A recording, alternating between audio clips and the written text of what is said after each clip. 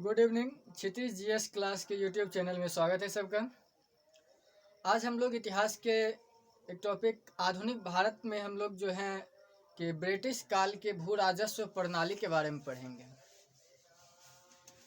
British काल में जो भू राजस्व प्रणाली थी वह कैसा था, उससे अंग्रेज़ों को ये बात तो तय है कि अंग्रेज़ों को ही लाभ होना है, तो ये देखना है कि किस महीने में लाभ हो रहा था और भारतीय जो किसान थे, ज़मींदार थे, उन पर उस व्यवस्था का क्या प्रभाव पड़ा, उस व्यवस्था को लाने के पीछे कारण क्या था और वो कहाँ तक जो है सफल हुआ।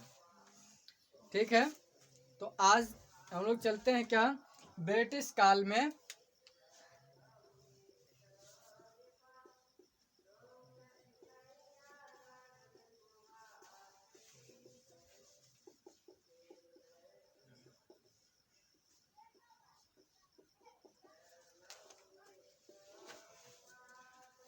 ब्रिटिश काल में भू राजस्व प्रणाली,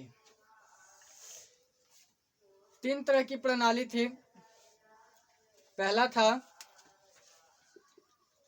अस्थाई बंदोबस्त,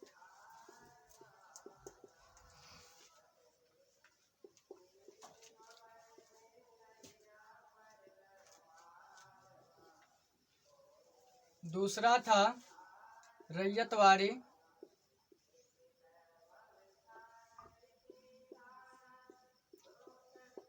और तीसरा था महालवाड़ी।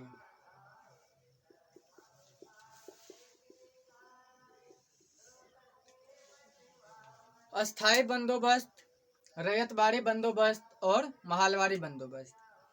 अब हम लोग जानने का प्रयास करेंगे कि एक एक करके तीनों के बारे में जानेंगे। रैयत अस्थाई बंदोबस्त क्या होता है, रैयतवाड़ी बंदोबस्त क्या होता है और उसके बाद महालवाड़ी बंदोबस्त क्या होता है। तो चलिए शुरू करते हैं। आज पहला शुरू करते हैं अस्थाई बंदोबस्त से। आखिर अस्थाई बंदोबस्त को क्यों लाया गया था? देखिए, अस्थाई बंदोबस्त इसलिए लाया गया था क्योंकि कॉर्नवालिस जो कॉर्नवालिस जो थे ये अस्थाई बंदोबस्त इसलिए लाए क्योंकि वारेन हेस्टिंग्स के द्वारा जो ठेकेदारी प्रथा थे उससे क्या हो रहा था कि लाभ नहीं हो रहा था। वारेन हेस्टिंग्स का नीति जो था वो विफल हो चुका था। उससे जो था कि राजस्व उतनी उगाही नहीं हो रही थी जिससे कि कंपनी को फायदा हो, और कंपनी तो आई ही इसलिए थी कि वो ज़्यादा से ज़्यादा मुनाफा कमा सके। तो इस चीज़ को देखते हुए कॉर्नवालिस जो हैं इन्होंने अस्थाई बंदोबस्त के लिए एक खाका तैयार किया। क्योंकि वारेन हेस्टिंग्स के द्वारा जो लाई गई नीति थी उससे क्या हो रहा था, एक तो कंपनी घाटे में चल रही थी, दूसरा उस टाइम था क्या युद्ध में उनकी जो थी कि चूंकि इंग्लैंड से मदद मिल नहीं रहा था और युद्ध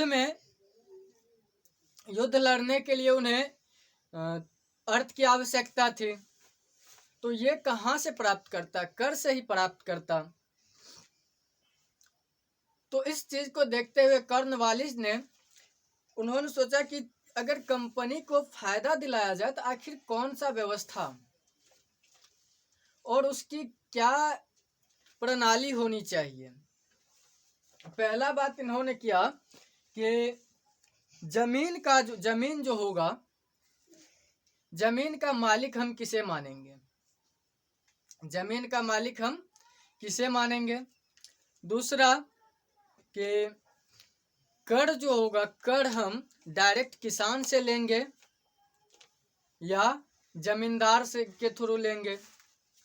तीसरी बात कि ये बंदोबस्त जो होगा ये अस्थाई होगा या अस्थाई होगा। तो अब जानते हैं एक एक करके। चलिए लिखते हैं अस्थाई बंदोबस्त।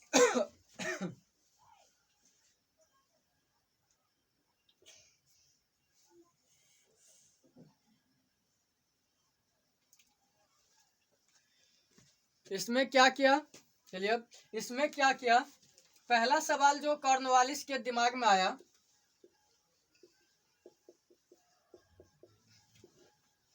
कॉर्नवालिस के दिमाग में पहला सवाल जो आया कि यह व्यवस्था किसके पास रहेगी, व्यवस्था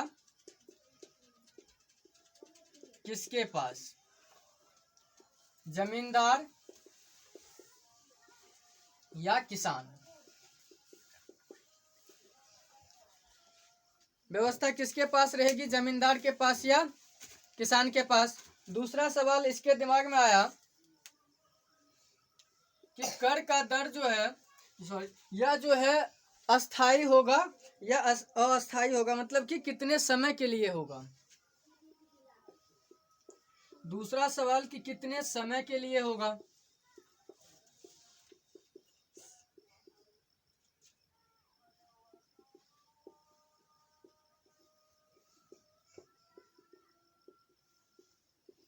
अस्थाई होगा या अस्थाई होगा। तीसरा कि कर का दर क्या रखें,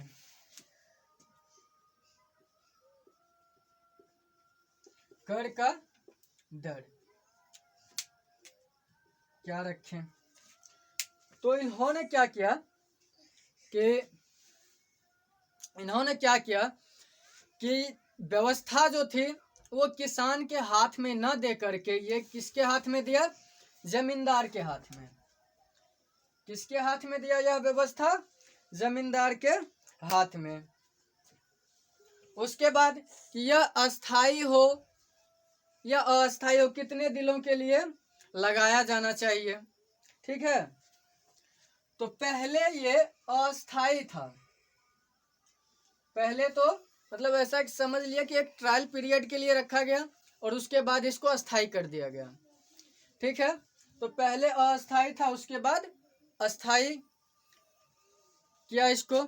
और तीसरा क्या था, कर का दर।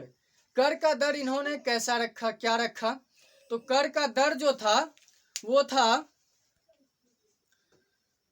तो कर का दर क्या रखना चाहिए था, कर का दर इन्होंने ऐसा रखा कि जमींदार जो वसूलेगा, जमींदार जो वसूलेगा उसका 11 का 10वां भाग, 11 का 10वां भाग जो है वो कंपनी को देगा और एक भाग जो होगा वो जमींदार अपने पास रखेगा। ऐसा कर का दर जो है निर्धारित कर दिया गया। चलिए पहले अब जो है इसका क्या करते हैं, एक बार शुरू से फिर से इसको रिवाइज कर लेते हैं। अस्थाई बंदोबस्त लाने के पीछे कारण क्या था, उस टाइम जो था कि कंपनी को रुपयों की बहुत ज़्यादा ज़रूरत थी, अर्थ की बहुत ज़्यादा ज़रूरत थी, कंपनी घाटे में चल रही थी, इंग्लैंड से कोई मदद प्राप्त हो नहीं रहा था, युद्ध चल रहा था। ऐसी स्थिति में कंपनी को अधिक से अधिक आय की आवश्यकता थी, लेकिन वारेन हेस्टिंग्स साहब के ऊपर जो जिम्मा था कि कंपनी की स्थिति को सुदृढ़ कीजिए, कर वसूलिए, जांच, क्योंकि उसके आमदनी का स्रोत ही कर था, तो कर वसूलिए। लेकिन उनकी जो नीति थी वारेन हेस्टिंग्स साहब की वो विफल हो चुकी थी। उसके बाद कॉर्नवालिस साहब आते हैं और ये क्या करते हैं, अस्थाई बंदोबस्त लाते हैं। और अस्थाई बंदोबस्त में क्या करते हैं, मतलब अस्थाई बंदोबस्त कौन लाए, कॉर्नवालिस। अस्थाई बंदोबस्त में क्या किया, तो इसमें अस्थाई बंदोबस्त में जमीन का मालिक किसे माना गया, जमींदार को। उसके बाद कि यह अस्थाई था या अस्थाई था, तो शुरुआत में अस्थाई था, उसके बाद इसको अस्थाई कर दिया गया। अस्थाई बंदोबस्त में कर का दर कितना रखा गया, तो इसमें 11 का 10वां भाग जो है वो अंग्रेज के पास जाता था और एक भाग जो था वो जमींदार के पास रहता था। ठीक है, चलिए अब इससे आगे बढ़ते हैं कि इसकी विशेषता क्या सब थी, अस्थाई बंदोबस्त की विशेषता के बारे में हम लोग जानेंगे अब।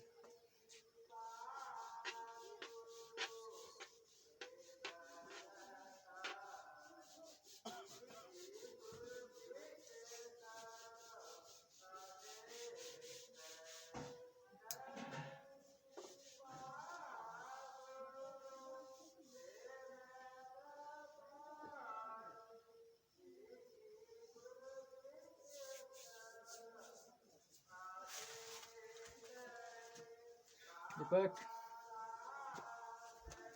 कर ले।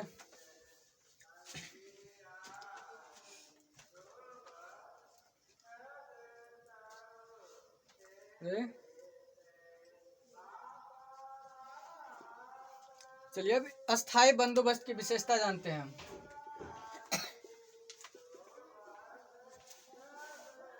विशेषता,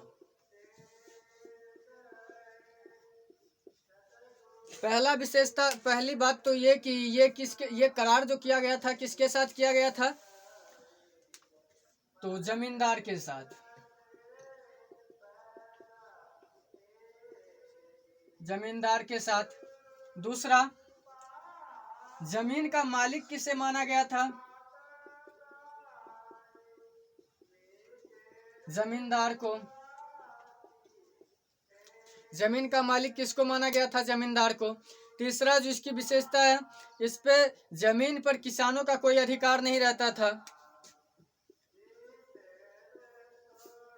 जमीन पर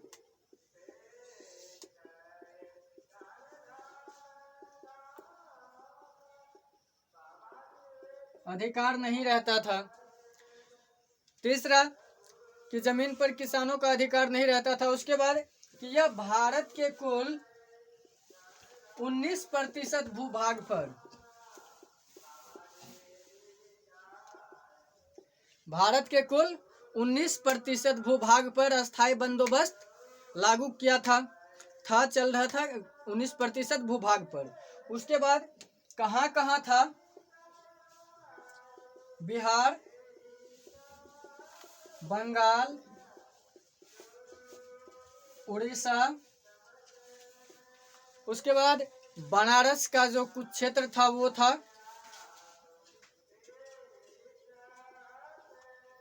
बनारस के कुछ क्षेत्र में थे। ठीक है, तो 19% भूभाग पर ये था। और इसको जो था कि कितने सूर्यास्त कानून भी कहा जाता था। सूर्यास्त कानून। सूर्यास्त कानून का काम ये था कि ऐसा मतलब कि रिस्ट्रिक्शन था जमींदारों के लिए कि सूर्यास्त से पहले कर जमा होना चाहिए किसी भी हाल में। कर जमा होना चाहिए किसी भी हाल में सूर्यास्त से पहले। ठीक है, तो इसीलिए इसको सूर्यास्त कानून भी कहते हैं।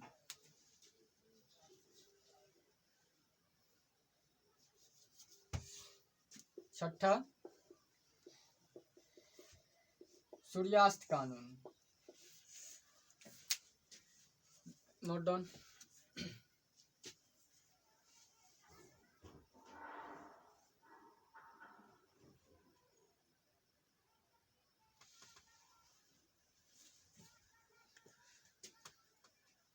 सूर्यास्त कानून भी कहा जाता था। यह व्यवस्था लाया कब गया था? सबसे पहले यह व्यवस्था 1790 ईस्वी में लाया गया था। और 1790 ईस्वी में लाने के बाद इसको तत्काल, पहले ही बताए हैं कि ये डायरेक्टली मतलब कि अस्थाई नहीं हो गया था। पहले ट्रायल में तो 1790 में पहली बार लाया गया था और इसको 1793 में इसको अस्थाई किया था। 1793 में इसको अस्थाई किया था। ठीक है, इनकी विशेषता ये जमींदार के साथ यह जो था कि अनुबंध किया गया था। इसमें जमीन पर जो किसका अधिकार होता था, किसका मालिकाना हक होता था? जमींदार का। और किसान का इस पर कोई हक नहीं होता था। उसके बाद कि भारत के कुल 90% भूभाग पर जो था कि यह व्यवस्था लागू था। उसके बाद कि बिहार, बंगाल, उड़ीसा, बिहार, बंगाल, उड़ीसा और उत्तर प्रदेश के बनारस के कुछ क्षेत्रों में, उसके बाद उत्तरी कर्नाटक में यह व्यवस्था लागू थी। और इसे सूर्यास्त कानून भी कहा जाता है। सूर्यास्त कानून भी कहा जाता है। और इसे 1790 में पहली बार लाया गया था। और 1790 में पहली बार लाने के बाद इसे 1793 ईस्वी में जो था कि अस्थायी रूप दिया गया था। अब जानेंगे इसके परिणाम को। अस्थायी बंदोबस्त का परिणाम क्या हुआ था?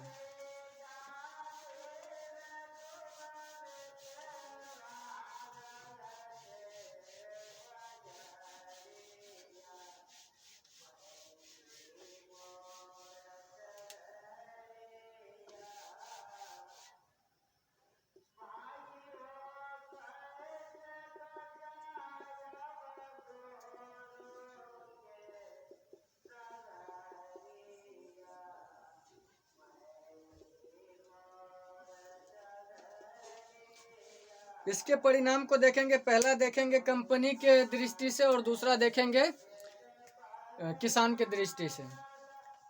ठीक है, किसान पर क्या प्रभाव पड़ा इसका और कंपनी पर इसका क्या प्रभाव पड़ा। तो पहला कंपनी का दृष्टिकोण, कंपनी के दृष्टिकोण से देखेंगे और दूसरा किसान के दृष्टिकोण से।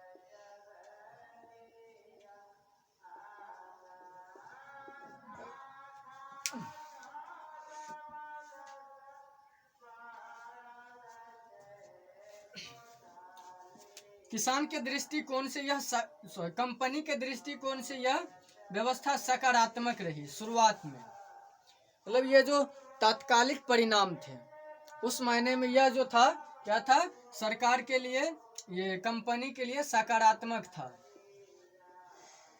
और किसान के लिए क्या था, इसके लिए तात्कालिक और दीर्घकालिक दोनों परिणाम तो मतलब कि बुरा ही होने वाला था। तो इसके लिए परिणाम कैसा था, नकारात्मक। सकारात्मक परिणाम और नकारात्मक परिणाम दोनों थे। तो कंपनी को फायदा हुआ और किसान को नुकसान हुआ। कंपनी को फायदा क्या हुआ, पहला फायदा तो यह हुआ कि एक अस्थायी आय स्रोत हो गया। एक अस्थायी आय स्रोत हो गया। अस्थायी आय स्रोत कैसे हो गया, इन्होंने जमींदार को फिक्स कर दिया कि हमें जो है साल में इतना कर चाहिए, इस क्षेत्र से जिस क्षेत्र की जिम्मेवारी जमींदारी आपको दी गई है उस क्षेत्र से हमें 10,000 रुपये या 25,000 रुपये जो भी होता वो हमें चाहिए। आप किसान से क्या वसूलते हैं ये आपकी मर्जी है, लेकिन हमें इतना रुपया चाहिए। तो ऐसा मतलब कर दिया गया। तो कंपनी को अब चिंता नहीं रहा कि अकाल आए या कोई प्राकृतिक घटना हो, दुर्घटना हो, हमें उतना मतलब कंपनी को उतना आय प्राप्त होना ही था। तो एक आय का अस्थायी स्रोत हो गया कंपनी के पास। अब दूसरा कि प्रशासनिक खर्च बच गया। कंपनी का क्या हुआ, प्रशासनिक खर्च बच गया। प्रशासनिक खर्च कैसे बच गया, अगर ये व्यवस्था, अगर इसमें जमीन का मालिक या ऐसा करता कि कर डायरेक्ट ये किसान से वसूलते तो उसके लिए कंपनी को क्या होता कि कर्मचारी नियुक्त करना होता। लेकिन यहाँ पर क्या था, कर्मचारी नियुक्त नहीं करता था, जमींदार खुद जाकर के वसूलते थे। तो प्रशासनिक खर्च, कर्मचारी पर जो खर्च होने वाला था वो खर्च बच गया, ये भी फायदा हुआ। अब क्या हुआ कि अब देखते हैं इसका नागरिक पर मतलब किसान पर क्या प्रभाव पड़ा। पहला तो अर्थ के रूप में लेते हैं कि क्या हुआ, तो कर का दर,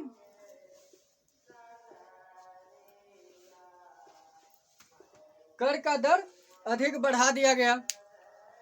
कर का दर अधिक बढ़ा दिया गया क्योंकि तब तो जमींदार का मन हो गया था कि हमें जो है इतना देना है अंग्रेज को, और जो होगा जितना उगाही कर सकेंगे हमारा ही फायदा होगा, ऐसा हो गया था। तो उन्होंने कर का दर बढ़ा दिया।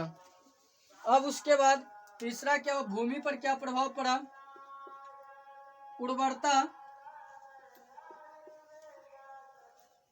उर्वरता में कमी आई।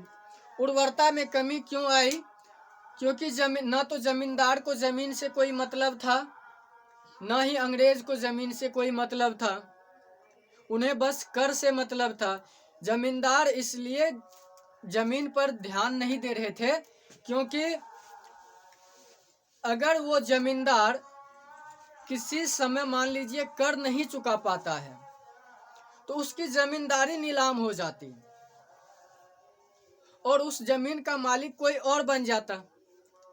तो जमींदार उस जमीन पर खर्च इसलिए भी नहीं कर, इस डर से भी नहीं करता था क्योंकि आज हम अगर इस पर खर्च कर देंगे तो कल को हो सकता है मेरे हाथ से अगर ये जमीन निकल जाए तो मुझे कोई फायदा नहीं होगा। इसलिए जमींदार चाहते थे जितना हो सके कर उगाही कर लिया जाए,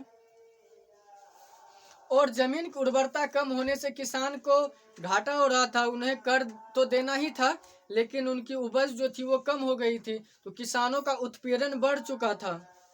ठीक है, अब इसके बाद हाँ, अर्थ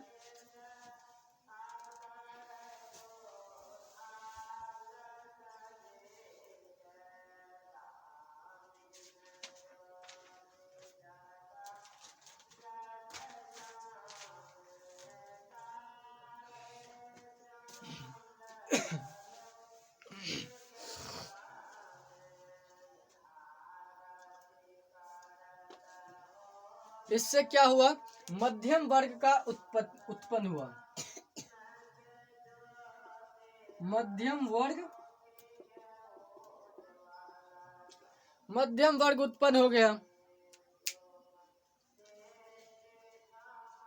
बीच में बिचौलिए टाइप के कुछ लोग भी आ गए, क्योंकि उन्हें कर चुकाने के लिए किसानों को पैसा चाहिए था। किसी से अकाल पड़ गया, कोई और चीज हो गई, तो उनके पास पैसा नहीं होने के कारण क्या करते थे, ये मारवाड़ी जो होते थे, महाजन जो होते थे, ये उच्च दामों पर उच्च ब्याज पर कर देते थे, उच्च ब्याज पर रुपया देते थे किसानों को।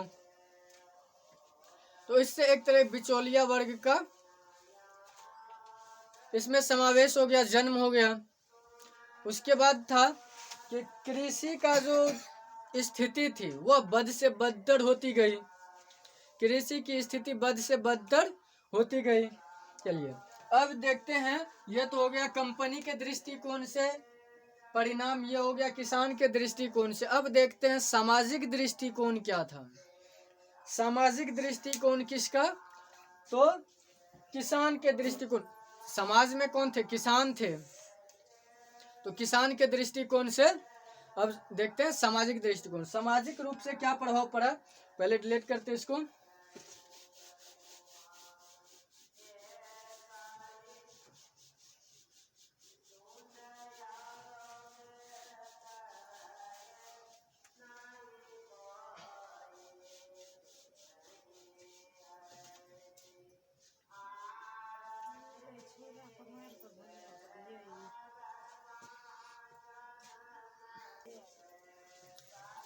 सामाजिक दृष्टिकोण से क्या हुआ था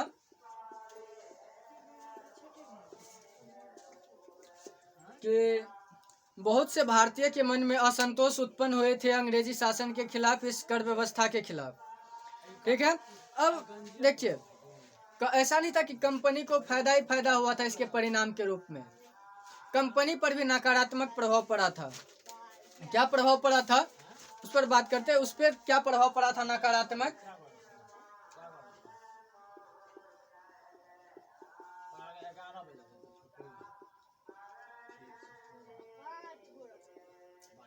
कंपनी पर नकारात्मक प्रभाव क्या पड़ा था कि कंपनी का जो था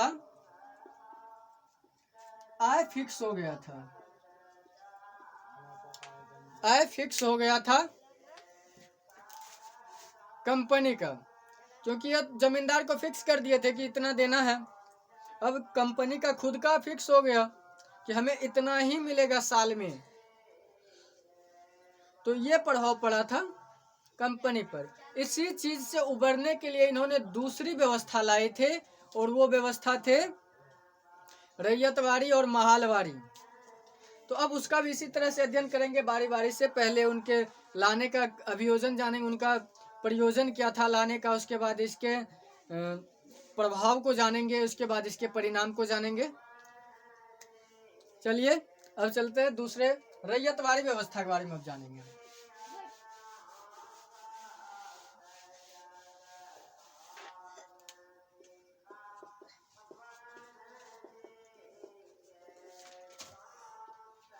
रैयतवाड़ी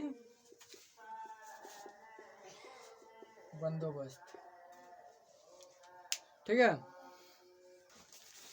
अब बात कर लेते हैं रैयतवाड़ी व्यवस्था के बारे में। अब देखिए प्रयोजक क्या, इसके लाने का प्रयोजन क्या था, प्रयोजक तत्व क्या थे। प्रयोजक ऐसे ही होना चाहिए, तत्व, प्रयोजक तत्व क्या थे। प्रयोजक तत्व ये था कि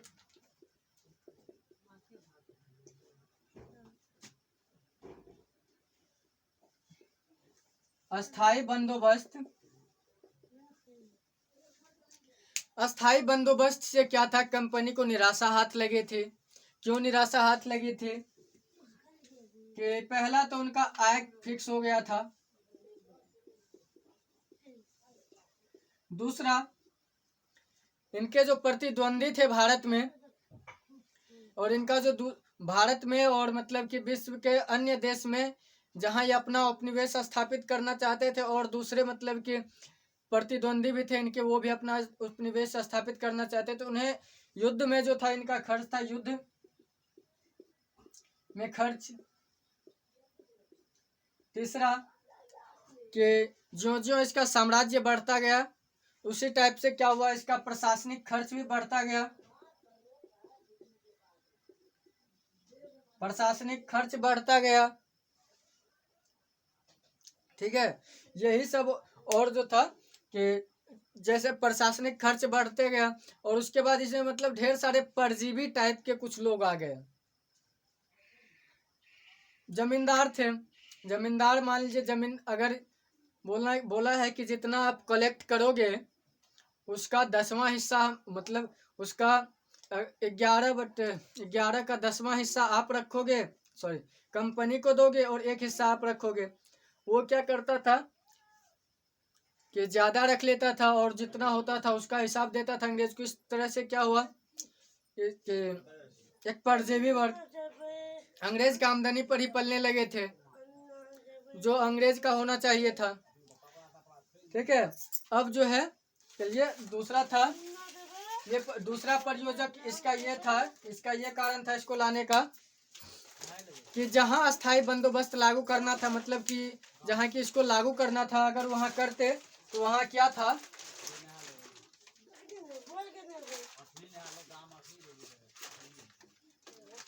जमींदार वर्ग का अभाव था वहां पर जमींदार वर्ग का अभाव था। और तीसरा था कि भूखंड जो थे छोटे छोटे टुकड़े में थे, भूखंड जो थे छोटे छोटे टुकड़े में थे, इसलिए अस्थाई बंदोबस्त मतलब कि वहां सफल नहीं हो पाता। उसके लिए क्या लाया था, उसके लिए लाया रैयतवारी बंदोबस्त, रैयतवारी बंदोबस्त। अब रैयतवारी बंदोबस्त की विशेषता को जानेंगे बारी बारी से।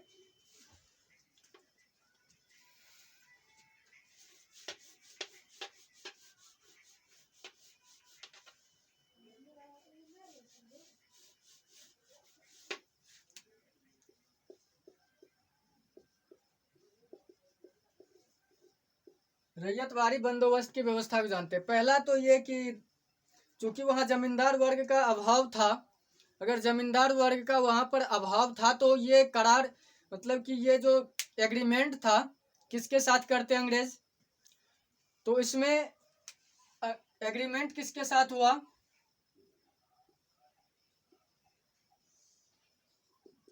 किसान के साथ, डायरेक्टली किसान के साथ। जमीन का मालिक किसे माना गया, जमीन का मालिक किसे माना गया था, किसान को ही माना गया था। क्योंकि छोटे छोटे भूखंड थे, जमींदार का अभाव था, जमींदार को ये मतलब कोई नया जमींदार ऐसा तो नहीं कर सकता था कि जमीन किसी का होता और जमींदार दूसरे क्षेत्र से ला करके उसके हाथ में ये सारा कमान देता। तो वहां जिसका जमीन था उसे जमीन का मालिक माना गया, उसे जमीन का मालिक माना गया, और किसान के साथ डायरेक्टली करार किया गया। कर किससे वसूलता, ये डायरेक्टली किसान से। ठीक है,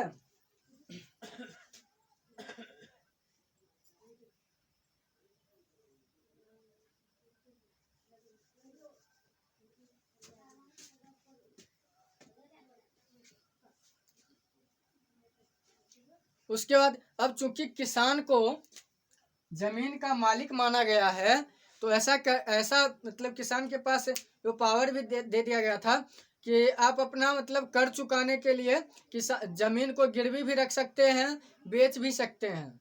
मतलब कि ऐसा नहीं कि सिर्फ कर चुकाने के लिए, मतलब कि ऐसा प्रावधान था उसमें कि किसान जो था अपने जमीन को गिरवी भी रख सकता था, बेच भी सकता था।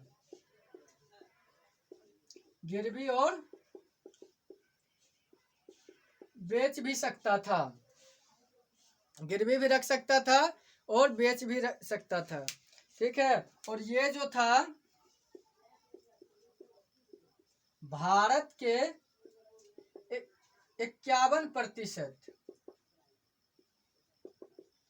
51% भूभाग पर था। ये व्यवस्था भारत के कितने कितने क्षेत्रों में लागू थी? 51% भूभाग पर। अस्थाई बंदोबस्त कितने प्रतिशत क्षेत्र पर लागू किया था? 19% पर। ठीक है, नोट कर लीजिए।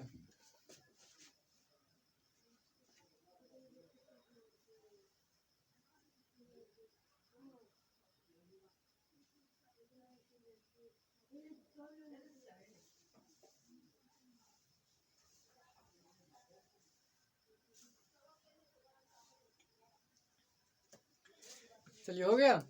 चलिए अब आगे बढ़ते हैं। कितना था? गिरवी भी रख सकता था और बेच भी सकता था। जब तक किसान उस जमीन का ताकि कर देते रहता तब तक वो उस जमीन का मालिक था। ठीक है। जब तक कर देते रहता तब तक उसे उस जमीन से बेदखल नहीं कर सकता था, वही उसका मालिक रहता। भारत के 51% भूभाग पर था। ठीक है। सबसे पहले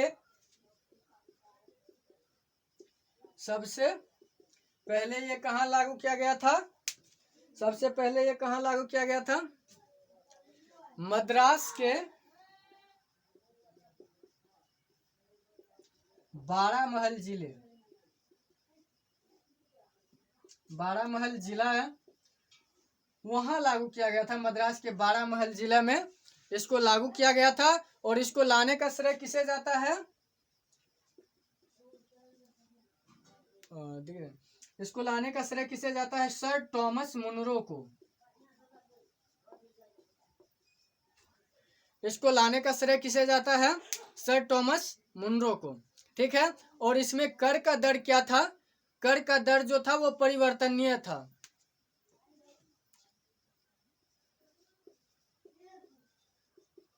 कर का दर परिवर्तनीय था।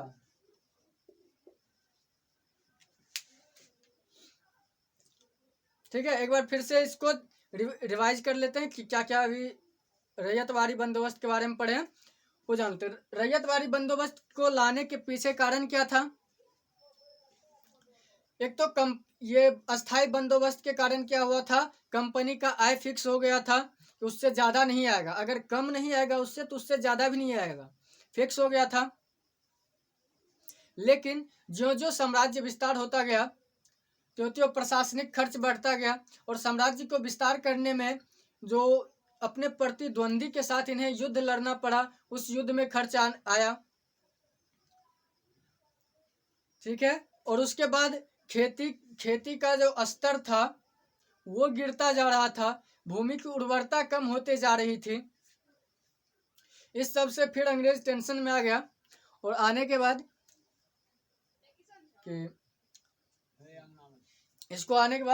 फिर से रैयतवारी बंदोबस्त लाया गया। रैयतवारी बंदोबस्त लाने का श्रेय जाता है सर टॉमस मुनरो को। और इसकी जो विशेषता है वो इस तरह से है कि इसमें किसान जो था वो जमीन का मालिक होता था। ये करार डायरेक्टली रूप से किसान के साथ किया गया था। उसके बाद पूरे भारत के कुल 51% भूभाग पर जो था रैयतवारी व्यवस्था लागू की गई थी। और यह सबसे पहले मद्रास के बारामहल जिले में लागू किया गया था। और इसमें जो कर का दर था वो परिवर्तनीय था, मतलब कंपनी अपने आवश्यकता अनुसार कर को घटा और बढ़ा सकते थे। घटाता तो नहीं, ये तो क्लियर है, बढ़ा सकता था। क्योंकि अस्थाई कर को फिक्स करने का ये नतीजा देख चुका था अस्थाई बंदोबस्त में, इसीलिए इन्होंने रखा कि नहीं इसको वेरिएबल रहने दो, जब लगेगा कि आमदनी कम होने लगी है तो इसको बढ़ा देंगे। ठीक है। परिणाम ये विशेषता हो गया। अब बात करते हैं इसके परिणाम के बारे में।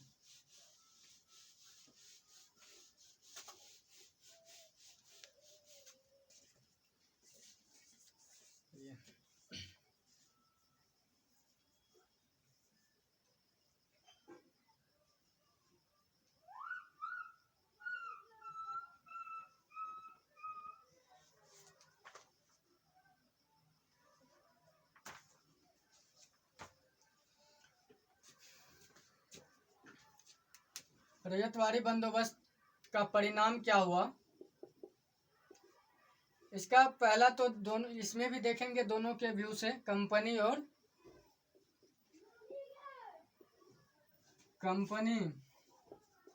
और किसान या कृषक देखेंगे।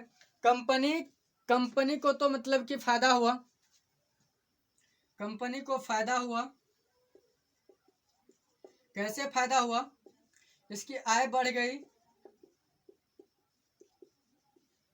गई और इसके पास आज़ादी आ गया समय समय पर कर को बदलते रहने का।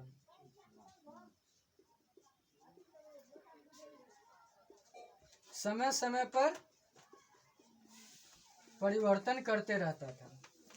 ठीक था, ठीक है, परिवर्तन करते रहता था। अब देखते हैं किसान के व्यू से। किसान में क्या था कि उत्पीड़ित ज्यादा होने लगे थे, उत्पीड़ित होने लगे थे। दूसरा कि इसमें कर का दर चूंकि परिवर्तनीय था, अंग्रेज अपने इच्छा अनुसार बढ़ाता था, तो कभी कभी ऐसा होता था कि रैयतवाड़ी व्यवस्था के कर का दर जो है ये बंदोबस्त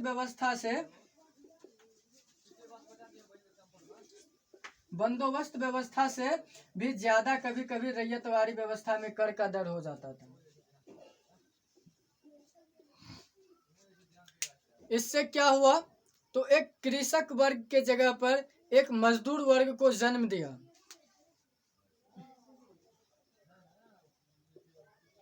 मजदूर वर्ग को जन्म दिया। और उसके बाद क्या हुआ? उसके और क्या था? और क्या कि कृषि जो है, कृषि व्यवस्था चौपट हो गया पूरा। कृषि व्यवस्था पूरी तरह से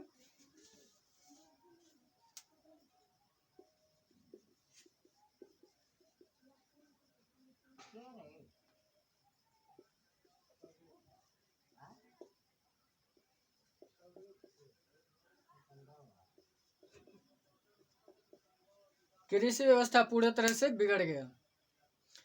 ठीक है, अब मतलब रैयतवाड़ी को जान लिया, बंदोबस्त को जान लिया। अब चलते हैं लास्ट वन जो है वो है महलवाड़ी व्यवस्था। ठीक है, महलवाड़ी व्यवस्था के बारे में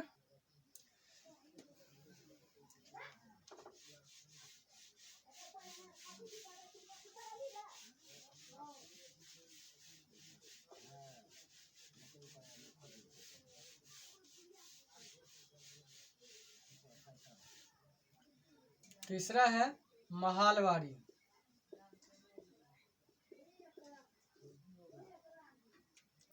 महलवाड़ी व्यवस्था को लाने के पीछे यही कारण था कि मतलब किसी क्षेत्र में ऐसा था कि जमीन देखे कि रैयतवाड़ी क्यों आया बंदोबस्त, अस्थायी बंदोबस्त लाने के बाद। उसी तरह से था क्या कि कहीं पर किसानों का मतलब कि एक गांव के प्रमुख का, जमींदार भी कह सकते हैं उसको, जमींदार के स्तर से छोटा, या मतलब जमींदार में होता जमीन का मालिक होता था, उसको व्यवस्था दे दिया गया था। दूसरा में क्या हुआ कि किसान को व्यवस्था दे दिया गया था। लेकिन तीसरा महलवाड़ी व्यवस्था में मालिक कौन था कि विशेषता पर बात करते हैं। इसको लाने के पीछे कारण यही था कि कंपनी घाटे में चल रही थी और जो था कि कुछ अलग करने का मतलब कुछ और अलग व्यवस्था लाने का, मतलब कि उस क्षेत्र के हिसाब से अलग व्यवस्था लाने का। उस क्षेत्र में जैसे कि किसी क्षेत्र में मान लीजिए कि कोई कानून चलता है, क्योंकि वैसी परिस्थिति वहाँ की, उस कानून के अनुकूल वहाँ की परिस्थिति है, लेकिन किसी जगह पर दूसरा मतलब कि और मूल कारण में नहीं, ऐसा मतलब कि दूसरा तरह से उस वहाँ पर क्या होता है, उस क्षेत्र को संभाला जाता है, क्योंकि वहाँ की का माहौल जो है वो उस कानून के अनुकूल है। इसी तरह से यहाँ पर भारत के कुल जो 30% भूभाग पर जो महलवारी व्यवस्था लाने का पीछे कारण था, यही था कि वहाँ अन्य और व्यवस्था के लिए जो था कि परिस्थिति अनुकूल नहीं थी। अनुकूल नहीं होने का मतलब ये कि कंपनी उस टाइम जो थी घाटे में चल रही थी, तो कुछ नया करने का सोचे थे। इसको लाने का जो श्रेय जाता है लॉर्ड मैकेंजी को जाता है।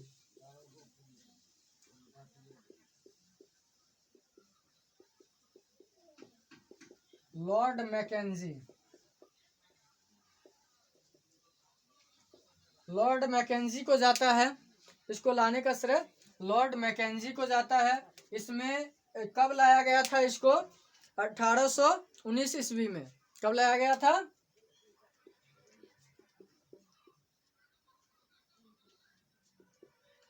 1819 में लाया गया था। किसके साथ इसमें अनुबंध किया गया था?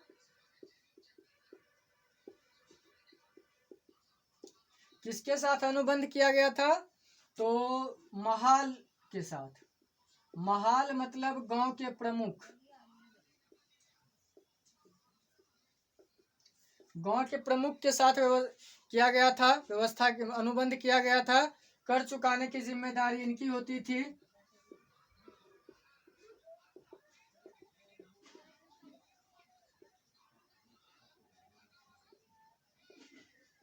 कर चुकाने की जिम्मेवारी इनकी होती थी। गांव के प्रधान की होती थी, प्रमुख की होती थी।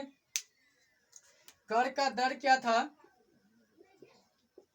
ये जो था परिवर्तनीय था। कर का दर क्या था? परिवर्तनीय था। ये बदल सकता था। जब मतलब अंग्रेजों को लगता कि बदलने वाला का मतलब बदलना चाहिए और आमदनी चाहिए, तो ये बदल सकता था।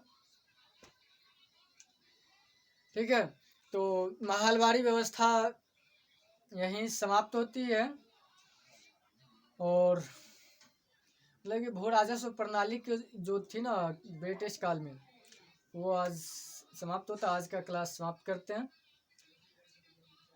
अगले क्लास में मिलेंगे। अगला क्लास मैंने सोचा है कि किस सब्जेक्ट से लिया जाना चाहिए।